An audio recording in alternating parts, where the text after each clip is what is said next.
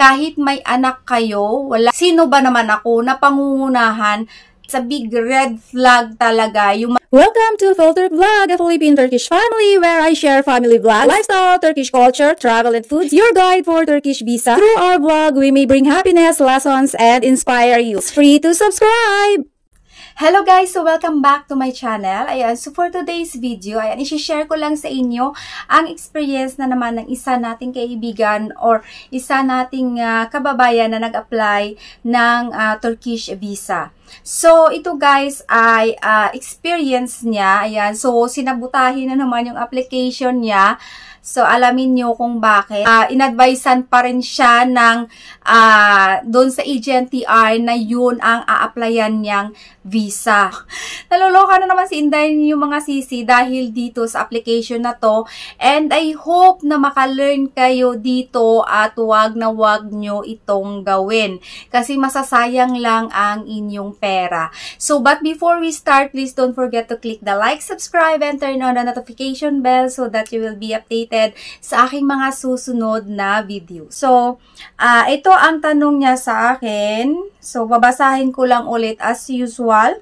Ayan, so nagtanong siya sa akin, ano ba dapat kukunin sis? Invite lang ako from Turkish national po.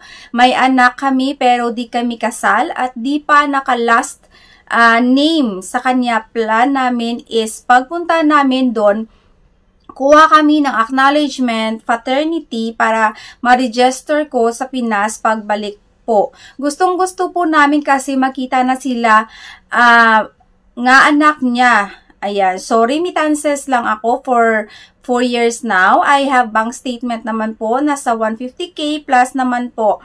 150k plus yung bank statement niya. So, di siya maka-invite kasi kakauwi niya lang sa Turkey last March 17, nag-close company nila. So, hindi po siya maka-sponsor. So, okay lang kaya pinsan niya last apply namin which is kapatid niya, ni-reject siya.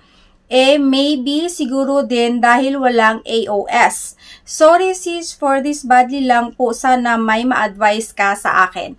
Ayan, so first apply niya is denied, so which is na nag-invite sa kanya is yung kapatid ng boyfriend niya, hindi pa sila kasal but mayroon silang isang anak.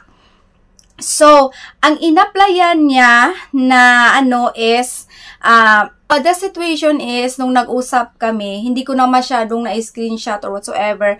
Ay ko naman, kasi ang hirap guys mag-edit. So, ikwento ko lang sa inyo guys. So, yung situation ng first pag-apply niya is, yun na nga, in-invite siya ng kapatid ng asawa niya. And, mayroon naman silang bank statement and everything. Pero, nagkamali sila doon, nagkamali siya sa visa na in-applyan niya. Which is na gusto niya lang sana is tourist visa, pero in-advisean siya doon sa AGNTR na family unification visa ang applyan niya. Okay guys, so isa ito sa pinaka-red flag. Once na hindi kayo kasal sa Turkish guy, kahit may anak kayo, hindi na i-register yung marriage nyo dito sa Turkey, hindi nyo pina-registered, hindi kayo kasal, wala kayong may finorward na marriage contract sa pag-apply ng Turkish visa, hindi pwede na kukunin ninyo is family visa kahit may anak pa kayo. Hindi pwede. Family visa is dapat kasal sa Turkish national.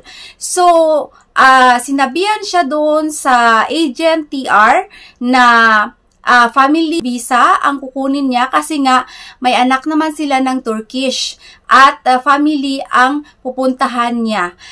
Yes, family, pero hindi mo, ikaw as a girlfriend, hindi mo pa masabi, hindi pa family yan, kasi hindi pa kayo kasal. So, ang bata, masasabi niya na family niya kasi dugo niya yun, tatay niya yun, ang pupuntahan niya.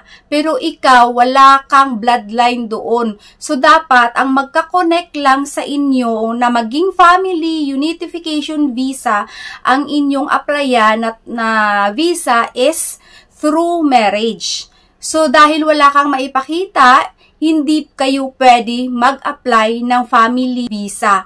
Baka naman mayroon pang susunod nito, please, alamin nyo muna kung ano ang family visa at sino ba dapat kumuha niyan at ang tourist visa. Kasi hindi pwede guys na kumuha kayo ng family visa without marriage certificate.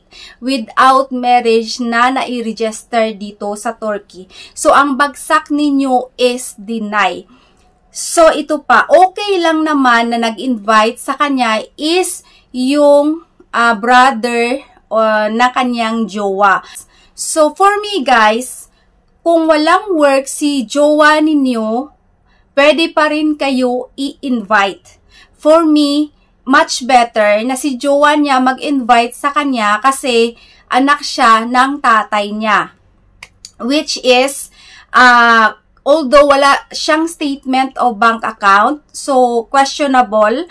Kung walang statement o bank account, pwede siyang magpa-joint account sa brother niya kasi kung kailan inopen ng brother niya yung bank account na yun din ang mapupunta pero under his name. At saka siguro kung may savings naman, pwede naman siguro yun ang ipakita kahit wala siyang work. And kung doon ka titira sa parents niya or sa inyo yung tawag dito yung consent ng parents or kumbaga pati yung mama ng jowa niya need niya mag-appeal doon na i-accommodate sila dito sa Turkey. So yan sana guys. Pero family visa ang in-advise sa kanya na walang marriage certificate, so wala na. Unang-una pa lang, alam ko na ang result na ma-deny siya, pero hindi ko sinabi na red flag, ang daming red flag. Kasi ayoko kasi maudlot yung excitement niya. So sabi ko, hintayin na lang natin yung result pag nakuha mo yung passport. Sino ba naman ako guys na tawag dito, napuputulin yung excitement nyo, puputulin yung ano nyo. So hindi rin ako magsasabi sa inyo kasi sino ba naman akong pangungunahan kayong lahat, di ba? Although alam ko or nasi-sense ko or nararamdaman ko through your tawag dito story nyo sa akin, pero sino ba naman ako na pangungunahan yung magdi-decide dahil hindi naman ako nag-work sa Turkish visa, hindi naman ako nag-decide na i-deny or i-approve yung inyong visa. So, ang masasabi ko lang, hintayin na lang ang result and let's see kung ano talaga, 'di ba? Malay mo may miracle, red flag pero na-approve. Diba? Hindi natin alam talaga ang mangyayari. So, and then, tinanong ko rin ng husband ko about this, kung walang work, ganito, yung gaya nitong situation. Sabi niya, let the father invite and it's done.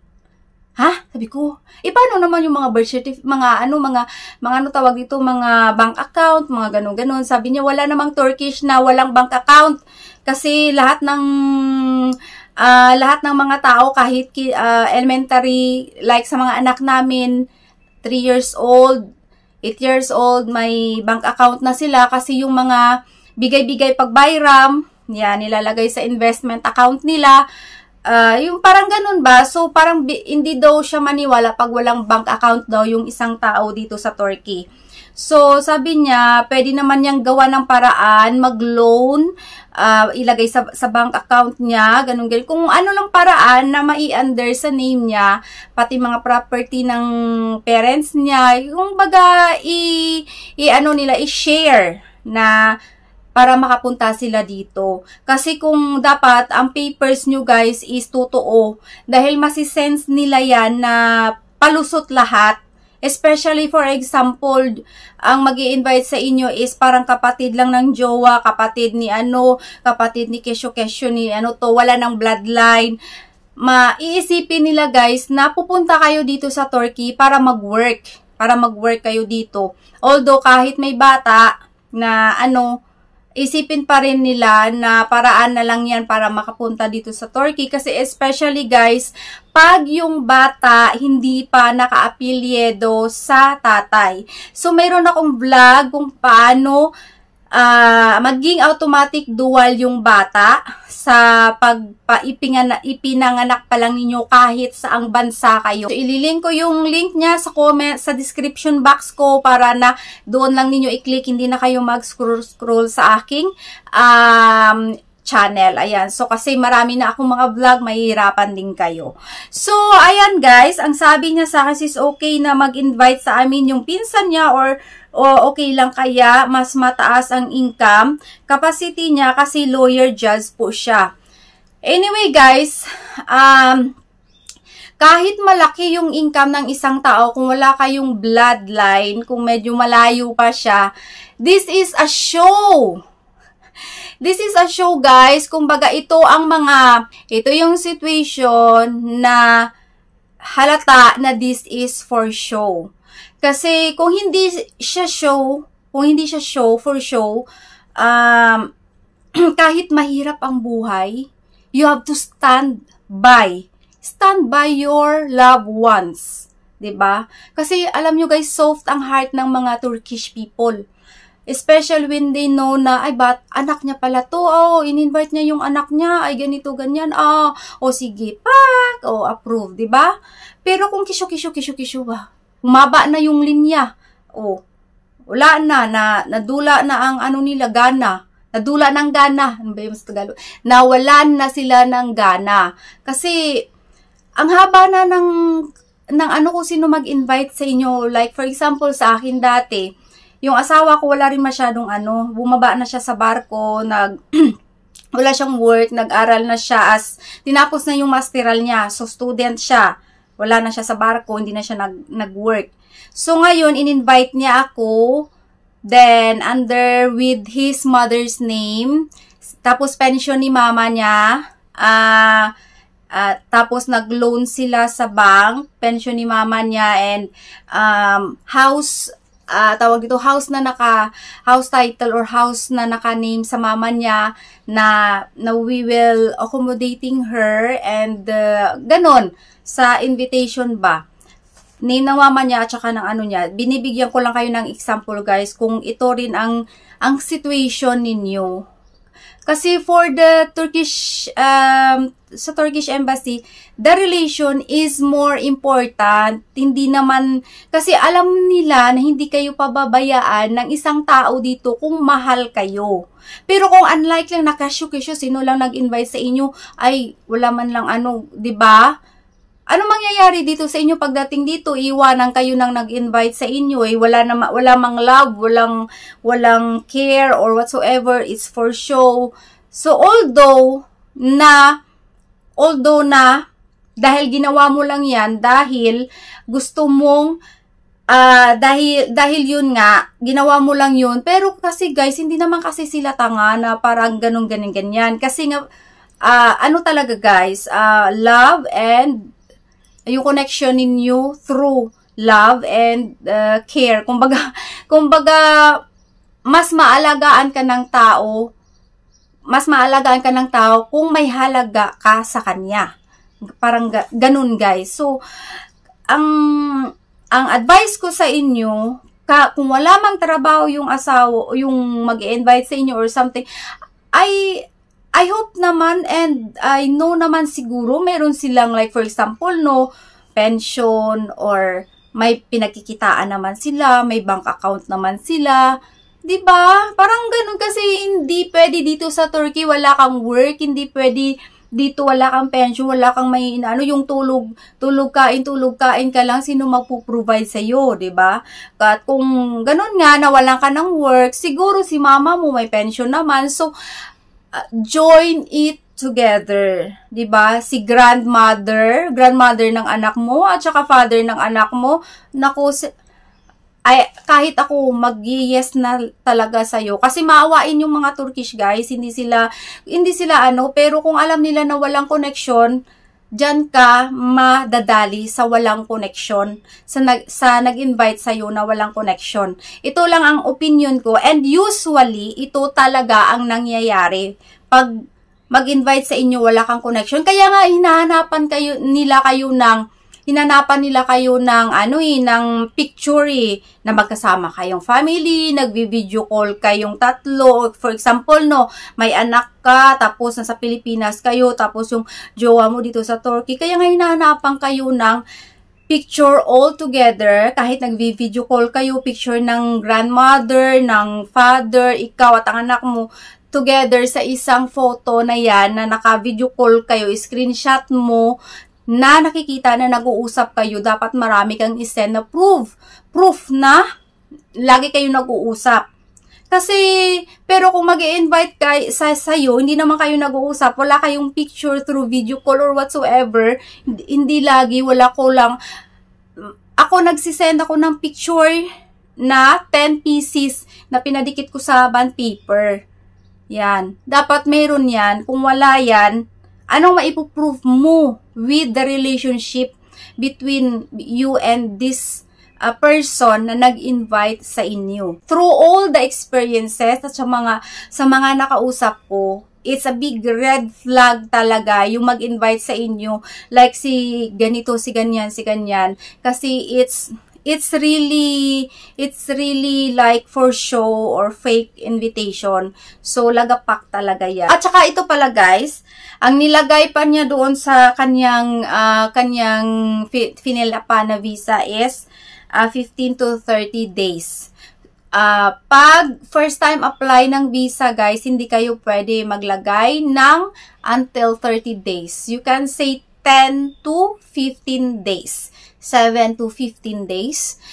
Yan, hanggang 15 days lang, hindi pwede 30 days. Kasi, hindi naman family visa ang in-applyan mo. Sa kanya, pinilit siya na applyan niya is family union visa. So, 15 to 30 days. Nako, Diyos ko, red flag na naman. Red flag na naman, mga Inday. Kaya, guys, ano ba tawag dito, yung pera, yung effort ninyo, as in. So, make sure, bago kayo pumunta doon sa agent TR, na tama yung papers at kung ano visa na applyan ninyo, panindigan ninyo. Ayan. So, sana mapanood nyo tong vlog na to para hindi na naman kayo malito. Pag tourist visa, walang marriage contract, bahala kayo. You're free. Pero pag family visa ang applyan ninyo, kailangan ninyo ng marriage contract. Okay? At dapat yung marriage contract ninyo, finorward ninyo doon sa Turkish Embassy for the registration of marriage dito sa Turkey. Para lalabas na yan sa system nila. Pag i-click nila doon sa Turkish Embassy na makikita nila na nakasal ka na sa Turkish National. Ayan, so kasal ka na sa Turkish National dito sa Turkey. Kasi makikita nila sa system yan.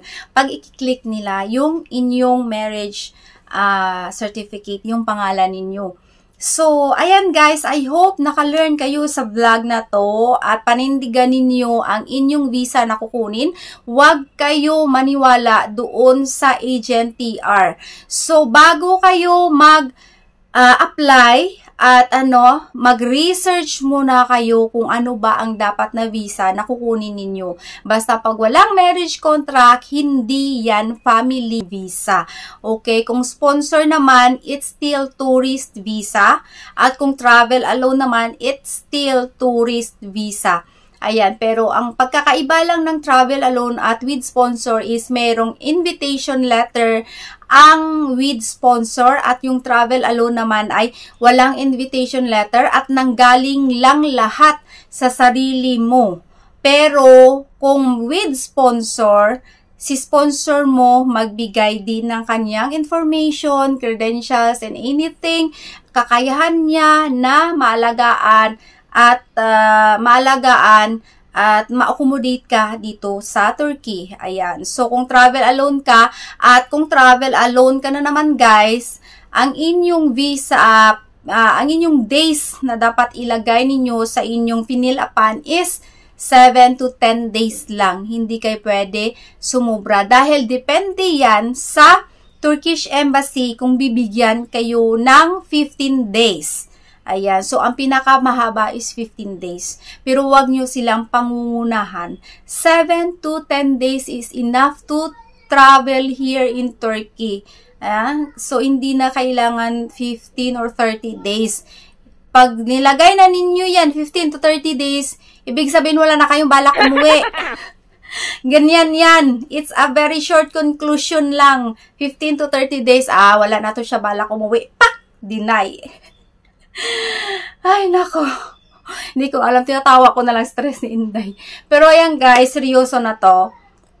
Good luck sa inyo. At sana, sa mga nanood ng vlog ko, nakakapagbigay ako ng advice sa inyo. At least, kung hindi nyo man naintindihan or meron man kayong na-miss, panoorin nyo ulit. And para hindi nyo na makalimutan, isulat ninyo ang dapat at hindi dapat gawin. Make a list para hindi nyo makalimutan. Ayan. So, see you sa aking mga susunod na vlog.